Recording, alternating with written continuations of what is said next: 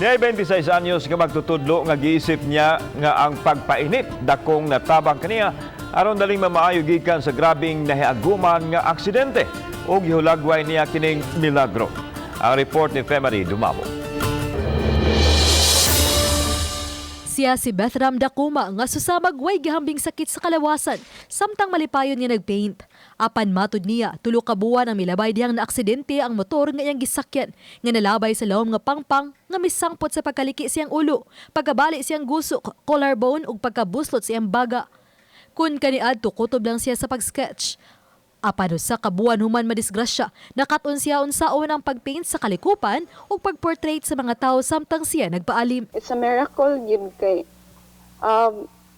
murag sa gihatag sa siguro sa Ginoo nga maka-create, murag mas na-inspire ko nga sa ako ang nahitabo, murag mas naka-create ko og something better sa una niya.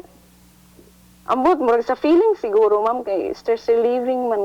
Matud niya nga nahilig siya pagpaint sa lawas sa tao. Isip pa maagi niya paghatag bili sa lawas ug pagpahinumdum nga sa bisan unsang orasa mahimo kining bakwi og ang iyang kinabuhi. So, ato ang ilab ug may ato ang self, atong health, kay wata kay baw ugma wala na ta. Giangko ni Dakuma isip magtutudlo usa na kini sa iyang matampos sa kabataan. Iyang awhag kanila nga dili mahadlok paghimo kun unsay gusto nilang buhaton karon, ilabi na kun alang kini sa kaayuhan aron dili magbasol sa kaulahian. Pag tabo ato, yan ako nga why not try nga kung unsay ako ang gipangandun sa una, ako lang buhaton karon niya.